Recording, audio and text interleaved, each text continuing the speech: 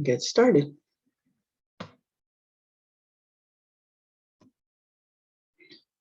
All right, the last time we finished looking at density and we did the review, right? Yes. And you have had a chance to look at your test yet? I looked at a little bit of it.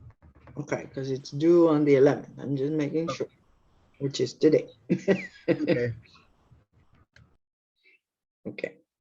We're going to start with matter. Matter is anything that has mass and takes up space. Everybody knows that, right?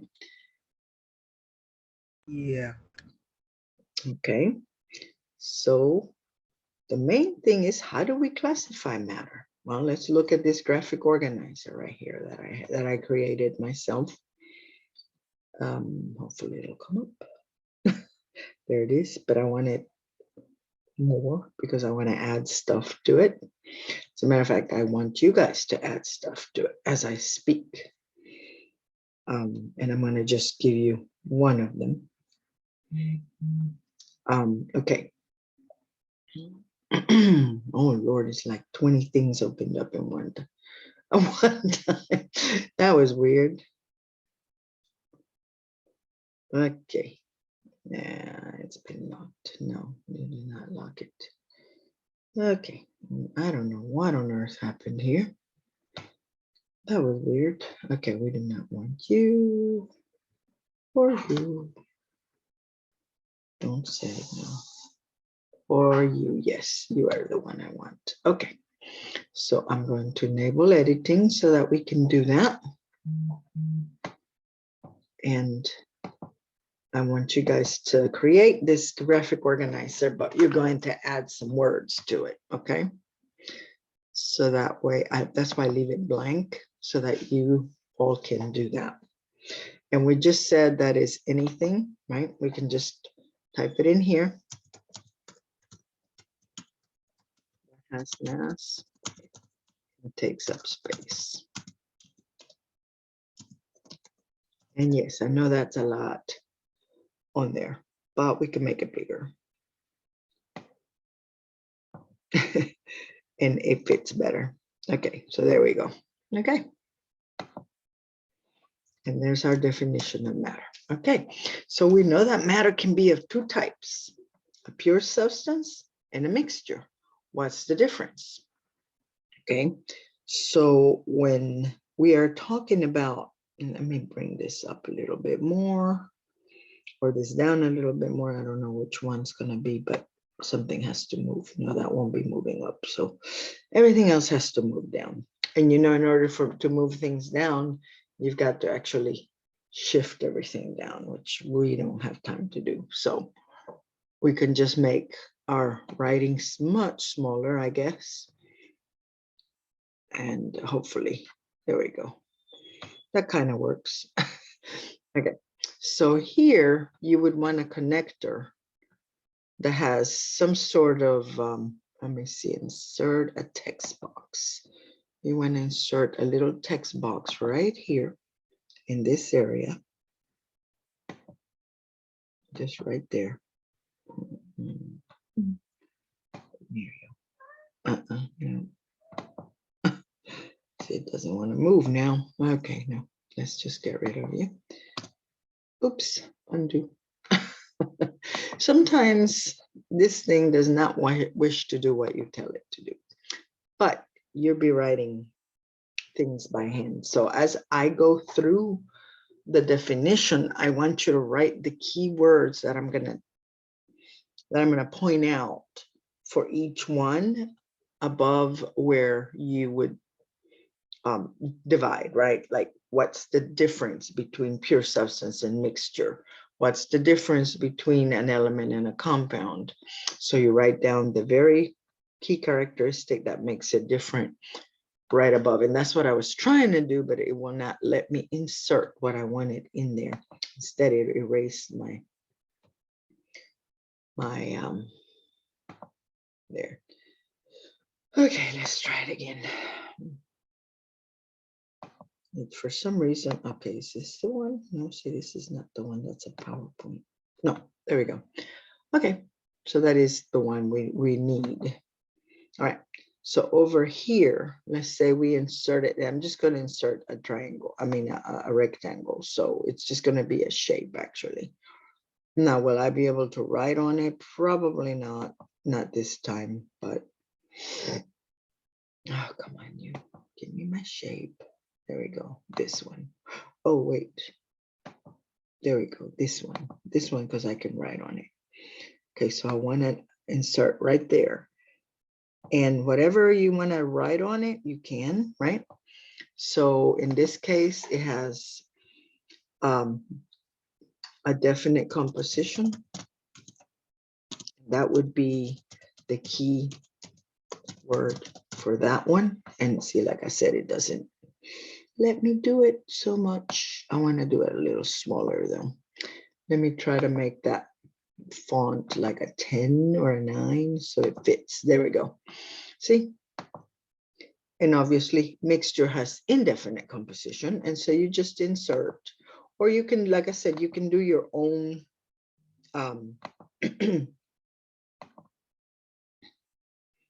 your own writing just by hand. It's fine too, right? And so we're here, we're going to put indefinite composition. What do we mean by that? Okay, let's say you go to get gasoline, right? Aren't there more than one choice and they're all are marked as gasoline? They are, right? Which means that the composition varies. And also, if you put 1 teaspoon of salt in a glass of water, it's salt water. And if you just put a whole tablespoon, it's still salt water, right? So you see the composition varies. But if you say, I have water, your composition is going to be H2O every time, right? It's not going to change. If it's pure water, we're talking about pure water because we're talking about pure substances. All right, that kind of thing. That's what I want you to do. You see how I just did that? Okay, so we're going to talk about it with the PowerPoint. And as you hear the keywords, and I'm going to point out some keywords, you're going to insert them into each one of the separators like I did here, right? All right, so that's kind of like a interactive lecture thing that we're doing, you know. All right, so let me go get the PowerPoint, which is the matter classification PowerPoint. And there are some words there, but they're not the words that I want to put in there. There's a different one. So this matter is, this is the one I like. Okay, so we're going to use the matter is PowerPoint. Hopefully it'll open, not just gibberish. Come on. There we go. It usually opens over here in this corner. No? There we go. Open it. All right, so matter is, we said already, anything that has mass and takes up space, or has mass and volume, either one, you know, you can say either one because volume is the space. Okay, so hold on, let me just click all this off. Okay, here we go. Okay, and for some reason this mass, okay, it's weird, but here's some words that you'll need. All right, you notice that we already have matter and we have mass. It's to measure the amount of matter. All right, atom. What is an atom? Okay, it is the smallest unit of an element that maintains the property of that element. And what is an element? Well, an element is a pure substance made only of one kind of atom. You might want to write that, you know, made only of one kind of atom in your difference between compound and element, right? That might be what you want to put on there. And there's the periodic table. And there's a lot more of these. All of these have been discovered, and there's well, these have been discovered and they have names now, and this should be moved over here anyway, it doesn't matter, but we have a full periodic table already. Okay, what is a compound? Here's a key word or two right here that you want to add. Okay, you see that? It is made from the atoms of two or more elements that are chemically bonded. Okay, so that's your key word, chemically bonded on this one.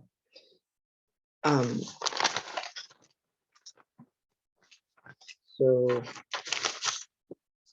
definitely need that, because a mixture is never chemically bonded. Okay, so that's what makes a difference. For example, sucrose. Sucrose, as in table sugar, is C12H22O11. And you make gummy bears or whatever else with it, but the reason it says gummy bears here is because there's an example of it. Okay, this right here is not in there, so you might want to write the difference between these two, because we'll be doing an experiment, not an experiment, but a quick assessment on it, and you'll know which one's which based on just what it says. It's very simple to know. An extensive property depends on the amount of matter that is present. In other words, if you have more of something, you have more mass. So mass is an extensive property.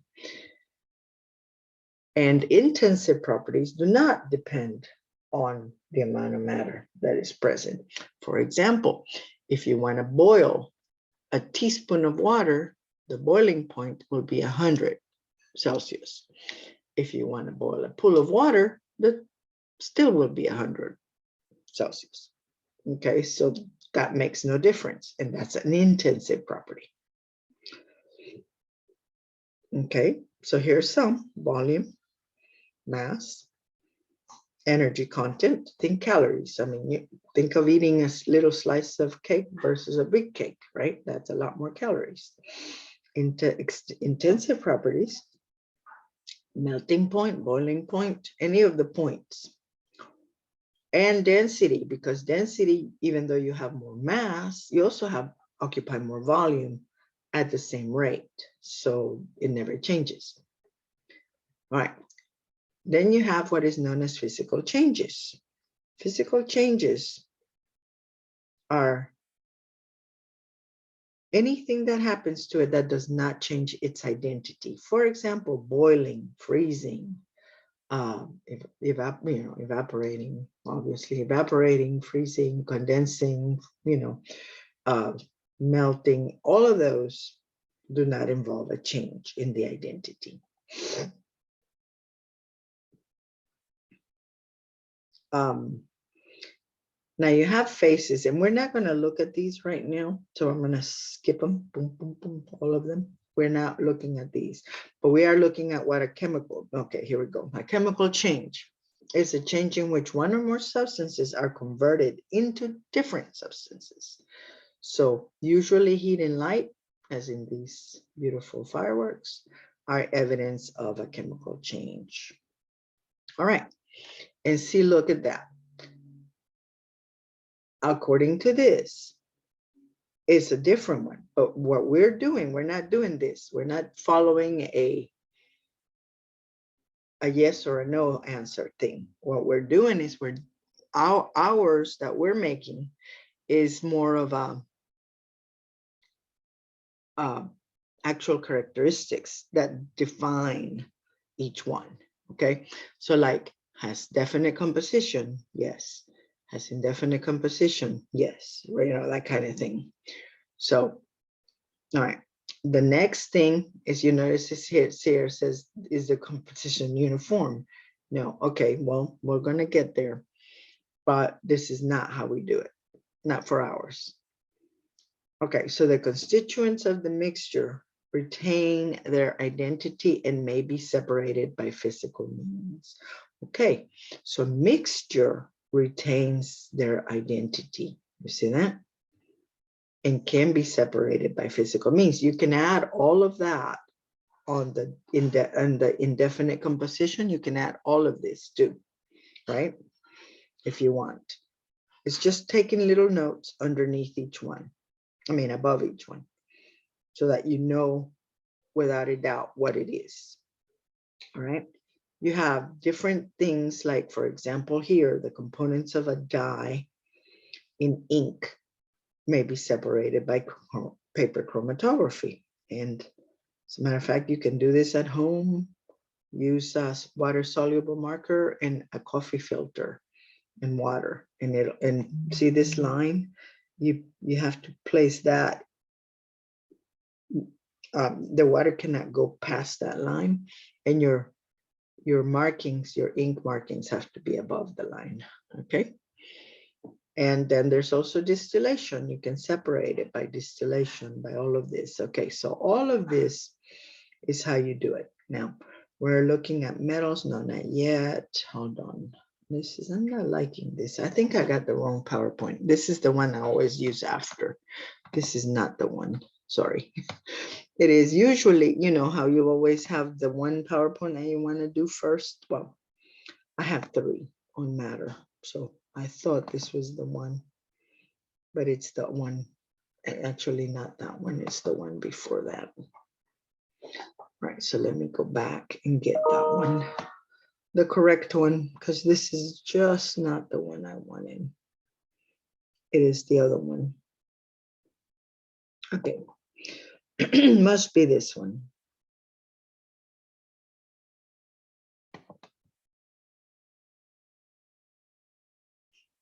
Let me see if this is the one.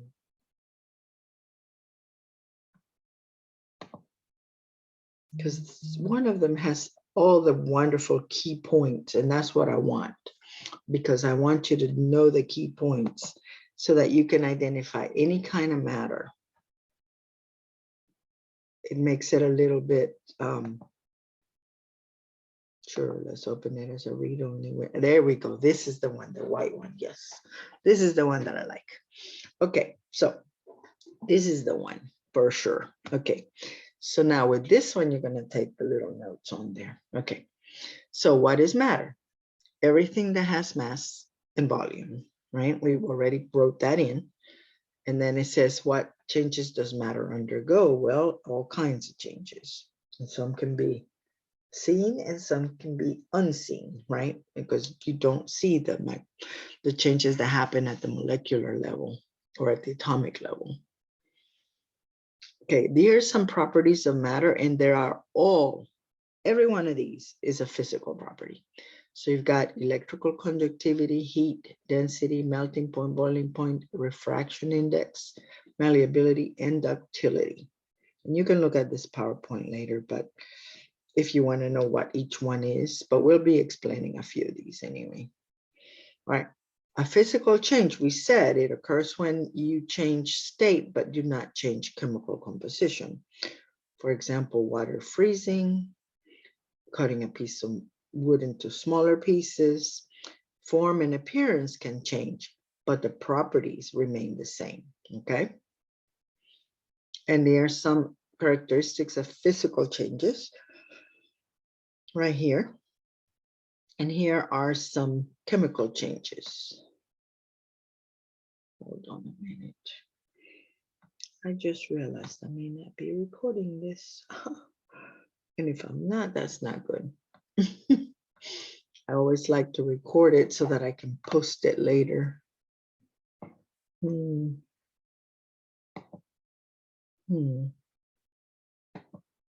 not you. Yeah, that one. Okay, let me see here. Sometimes in order for me to be able to see, I have to bring things down, but let me see here. Video, no, it is recording. Okay, good. All right, so some chemical changes. Notice that every chemical change has an action word, like reaction, reaction, ability, reaction, decomposition, and corrosion, which you already know that corrosion is an action word because things corrode. All right, so basically something's going on, right, with these. Each one of these is going to do something to change. Or even if it says does not react with acids, that's still a chemical property, because even though it doesn't react, doesn't mean that it's weird, I know, but it is how it works. Okay, and this was the intensive and extensive properties we talked about. And okay, there you go. And intensive, we saw those already. Okay, so how do we identify physical properties? Well, in order to identify a physical property, you don't have to change the identity of what you're trying to determine, the substance that you are studying. Therefore, you can just measure it. You can, well, measure it one way or another, or observe it, right? Because like color, for example, you don't measure color, but you observe it. An example of physical properties are all of these. Sodium metal can be observed or measured. Now you look at this. A soft, lustrous, silver colored with a relatively low melting point and low density. All of those are physical properties. Hardness, color, melting point, and density, all of those. Now, what is a chemical property? We're talking about sodium still. Okay, and you see how they describe a way a substance can change or react to form another substance. In this case, you must say, in order for it to test any of these properties, you have to change the identity of that substance. So how can chemical properties be identified? Well, for example, alkali metals such as sodium, potassium, all of them, they react with water, but they don't just react, they react violently with water. In order to determine that, you would have to combine the alkali metal with water and observe what happens. Therefore, you would be changing it because you would be undergoing a chemical reaction to test the chemical property. Look at this one right here. You have mercury, it's got your physical properties and it's got your chemical properties, and oxygen, physical and chemical properties all the way through. If you look at physical properties, you can look at them. You can see that it's silver white liquid, it's in the solid state, it is ductile and malleable and can be cut with a knife. All of those things you can do. It's still mercury. But now, if it forms an alloy with most metals except for iron, and it combines readily with sulfur at normal temperatures, reacts with nitric acid and hot sulfuric acid, oxidizes to form mercury 2 oxide upon heating. And you can immediately see that mercury here is no longer mercury because the colors change, right? So the physical properties have changed. And oxygen, which is up here, is also down here. It also has changed. So it supports combustion and is soluble in water, okay? And mercury 2 oxide, the physical properties that is bright red or orange red, odorless and crystalline, a crystalline solid. Okay, you know these things. Now, the chemical properties are that it decomposes when exposed to light at 500 Celsius to form mercury again and oxygen gas. So this is a reversible reaction. And it dissolves in dilute nitric acid or hydrochloric acid, but is almost insoluble in water. You see that? So all of those properties, you can kind of tell which substance is which based on those properties. But when you combine them together, all of these properties that make each one of these what it is, right? Like this is a gas and it is clear. colorless and odorless, whereas over here, this is silver. Look down here. When they put together, they're orange. No, not a gas, it's a crystalline solid now. So totally different properties. All right, what is a substance? Okay, here we go. You can either identify it as an element or a compound. Okay, and here you go. It is a substance is one that cannot be further broken down or purified by physical means. You could put that on your on your little graphic organizer, or you could put that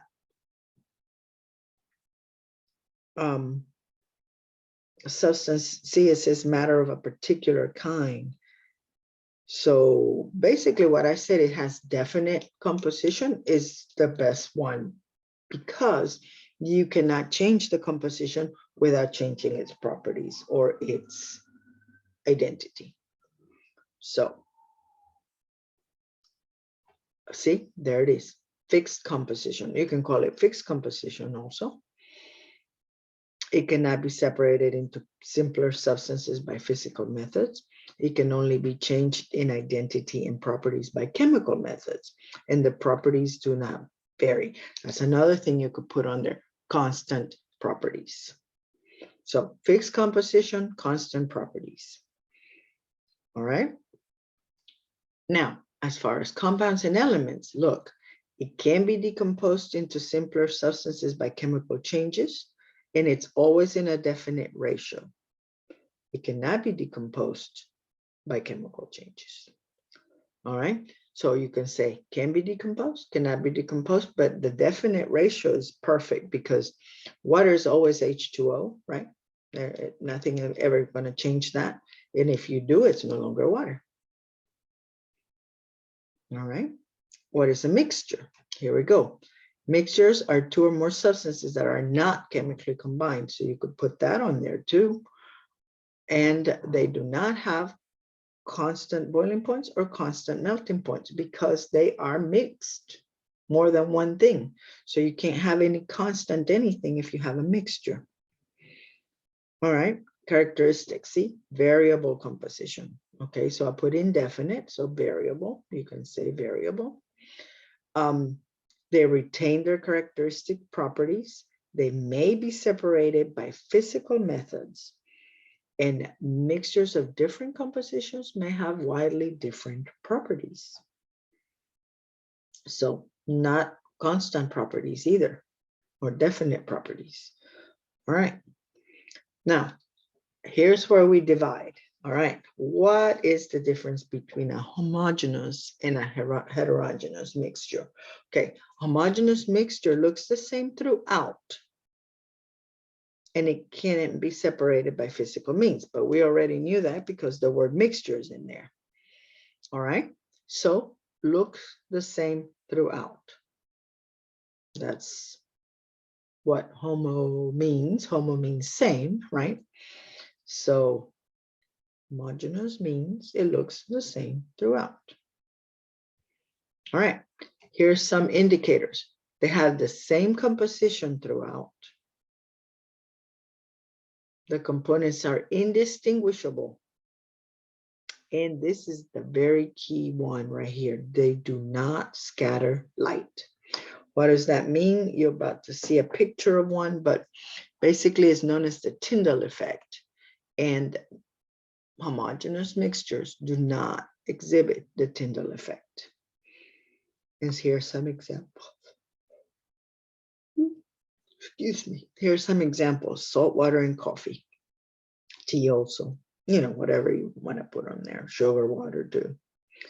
All right. What are solutions? Okay, so right below that, right, homogeneous mixture is always a solution. All right, so solutions are homogeneous mixtures that do not scatter light. Once again, these mixtures are created when something is completely dissolved in pure water. Therefore, they are easily separated by distillation or evaporation. The particles have dimensions. Oh, and this particle thing is an interesting thing to have. 0.1, to 0.2, sorry, not to 0.2, to 2 nanometers. That is for solutions. And the reason this is important, you'll see. The examples are sugar water, salt water, alcohol and water, you know, any of those are all solutions. Okay, so homogeneous mixtures. And it says here that are completely dissolved in pure water. Okay, that is one type of solution, but there are other solutions such as air. Air is a solution. It is homogeneous mixture. You do not see the difference. And you have no water. Well, there is water in there, but it's actually one of the things that is dissolved in the solution. So it basically mixed in there, there's water vapor, but it's not the main component. The main component is nitrogen. So, you know, a solution can be also, and it can also be a solid, 14 karat gold, 10 karat gold, 24 karat gold, anything that has 2 or more components is a solution. That is the same throughout. Okay. Now, hetero means different, and they are composed of larger pieces that are easily separated by physical means. For example, density, polarity, and metallic properties. And the reason we're saying larger pieces, see, remember I said, pay attention to the size because that's important. Solutions is 0.1 to 2 nanometers. Look at these. So we have indicators of homogeneous mixtures. They do not have the same composition throughout, neither, but see, the thing about this is when you look at this, you're thinking, well, but neither do homogeneous mixtures because mixtures don't have the same composition. You're right. But here's the main key. They are distinguishable. The components, you can actually see both. You can see whatever they're floating on. Think of Italian salad dressing, for example. You got to shake that stuff or else you get none but oil, right? All right, so that's one of the things. Okay, so here's another one. And that should say hetero. Sorry, I don't know why it says homo. Well, it's homo. Okay, so colloids may appear to be homogeneous, okay, but they are not. They are described as a substance trapped in another substance. And the substances, the particles that are trapped range between 10 to 1,000 angstroms. And remember, we talked about angstroms. Angstroms are 10 to the 10th meters. So there are 10 to the 10th angstrom, sorry, 10 to the negative 10th meters is 1 angstrom, but there are 10 to the 10th angstroms in a meter, okay? And they are, see, they exhibit this Tyndall effect. That's how you know that this is a heterogeneous mixture. It should say heterogeneous. It should say they appear homogeneous to the naked eye, but they are not. Think of whipped cream. I mean, whipped cream looks beautiful, the same throughout, but if you actually took whipped cream and put it under a microscope, you could see that it's not evenly distributed like it would be in a homogeneous mixture like milk. Well, milk's homogenized. So basically they made it be that way. But milk, if you ever been in a farm and you have seen people milk a cow, you can see the cream rises to the top very quickly. That's because it's not homogenized yet. Okay, so that's one. And suspensions is the other. Now this is once again, the Tyndall effect is not there. And these have particles larger than 10,000 angstroms, which means they are even larger and they will settle out because they're so large, they do not stay suspended. Okay. Think of muddy water. I mean, if you've ever put mud in water, if you leave it alone for a long time, the water actually becomes completely clear and the mud sinks all the way down to the top. It's got to be for a while, but you still can do that. All right, so that's the keywords right here that you want. So to use that,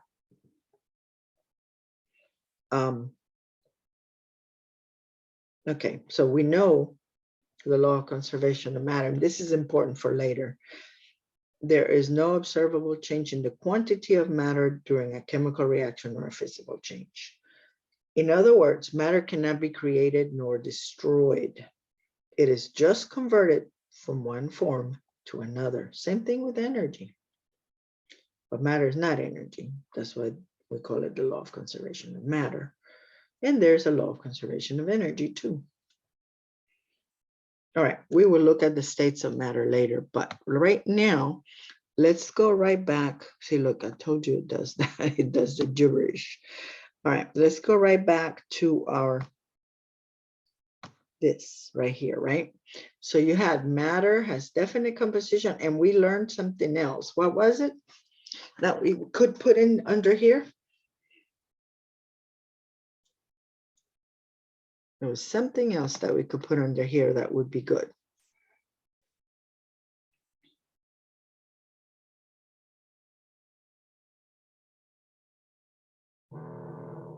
Also, Hold on, I took a lot of I'm screenshots. I'll sorry. just shuffle my files.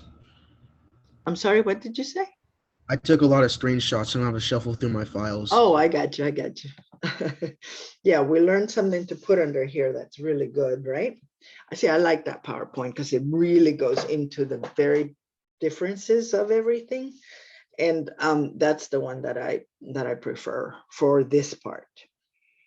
And yes, it does have that flow chart where you can take a piece of matter, and we'll do that here shortly, and say, is it this or is it that, you know, and we can do that. But this one, what we want is the actual keywords that make them what they are. For example, with a suspension, what I would put is it settles. That would be me.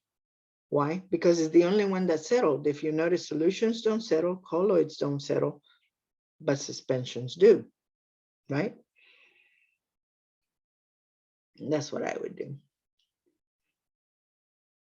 All right, so they have, and instead of call it definite, let's call it constant, right? Or does not vary, or yeah, constant composition, right? Or definite. Well, I did say call it definite, but what else can we say? Set composition, yeah, we could say that. Well, whatever you want to call it, it's just definite. I'm just gonna go back to definite. Definite composition. Okay, so throughout. So in other words, it doesn't. And the other thing is that the properties don't vary, right? So they have the same properties. Oops. Why on earth are you being like that? See, we can't really write too much on this one. In order for it to fit on the sheet like I wanted it, I had to use it this way. And it makes it very hard. So I actually need to make it even smaller than 8. 8 is about as small as I can get it. And I don't know why it's doing a stupid line. It shouldn't be doing any line at all. Let me see if I can do that. I'm gonna do the paragraph thing where there are no aha, that's why. Okay, there we go. Now we can see it. And these have variable properties also, remember that? So that was one of the things that we want to put in here. And variable properties.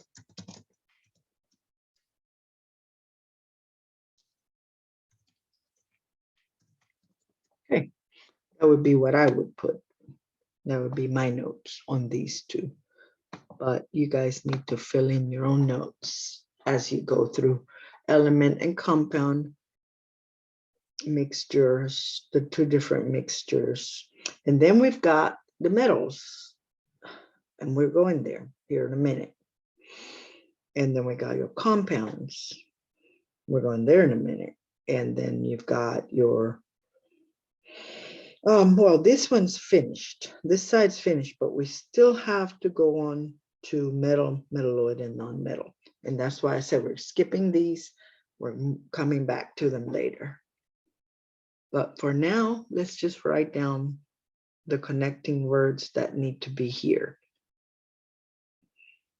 On this one right here, we need the connecting words too. So let's make another one. So it's the shape with the A that if you're doing it, what are you doing? It doesn't want to insert the way I put it. There we go. And you could probably put it in a different color if you wanted.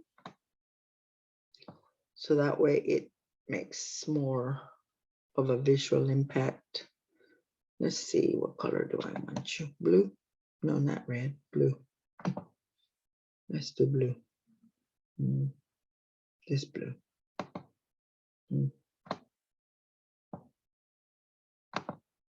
Yeah, there we go. That way we know that we're not using the same ones. Okay. And like I said, just insert little ones in between all of these, or write them to the side. You know, you can create this whole thing. This was very hard to do in a sheet.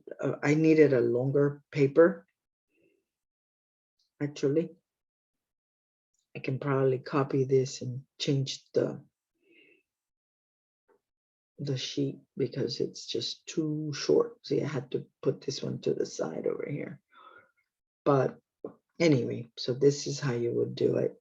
You just insert your little characteristics in the middle there. Now we do have an assignment that comes with this. And that might help you do that because it's got some definitions, I believe. Let's see, where is our assignment?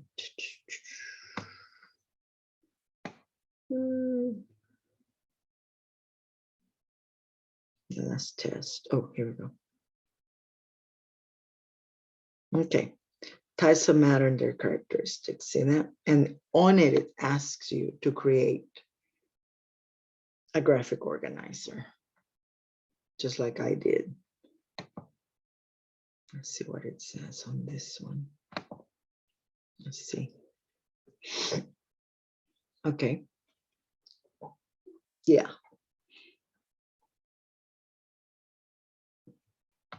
Sure, why not? All right, so right here, see how you have the distinguishing characteristics and the particle size, if applicable.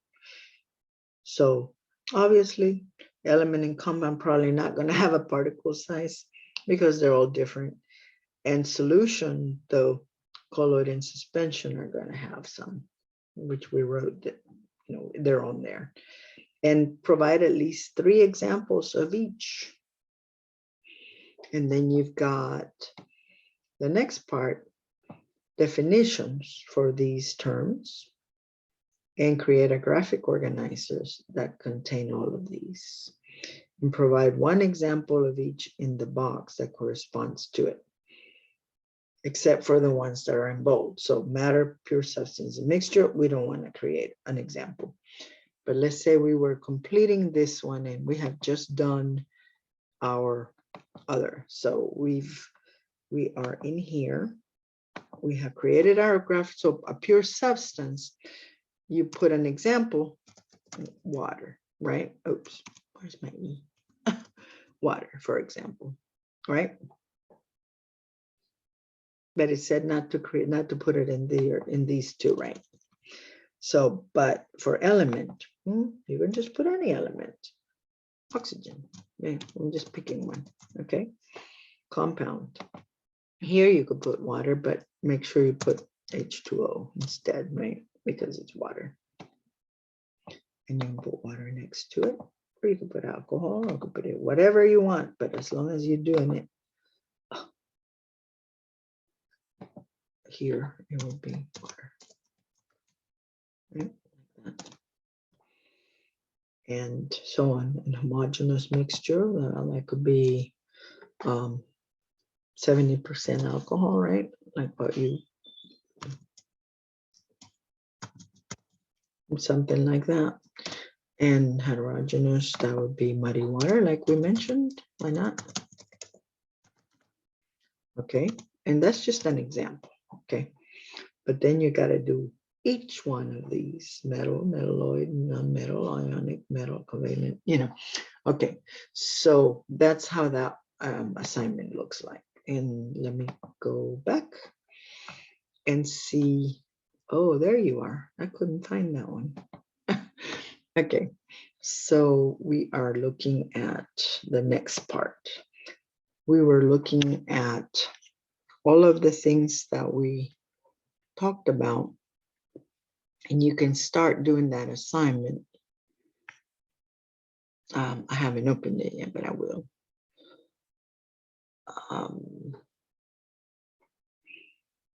There, that one. And then there's matter, states, and properties, but we'll do that later. But we're this one first. So I'm going to go ahead and open it now.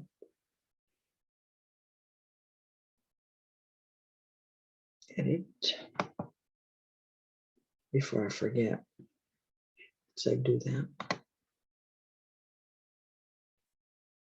And let me know if you can't download the sheet or anything like that. I should be able to, but we don't do unlimited. I only usually do 2, because if I feel that it's not good, I let you know that you need to redo it to get better points. And it'll be due when, let's see, today is the 11th, so let's do the 18th. And it is available from today, which is the 11th, to 18th. All right, and save it. Hey, sweetheart, how you doing? What, baby? You missing mama? My kitty. Okay, so that should have opened it. Can you see it?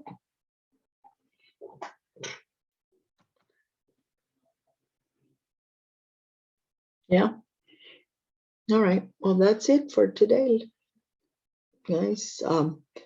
We'll make sure you finish that graphic organizer, because I would like to see it next time with your keywords, and it'll also help you study and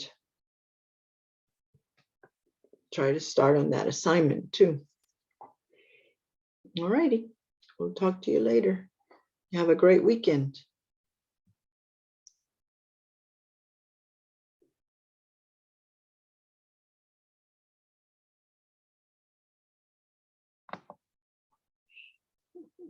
I love what you did. Crazy kitty.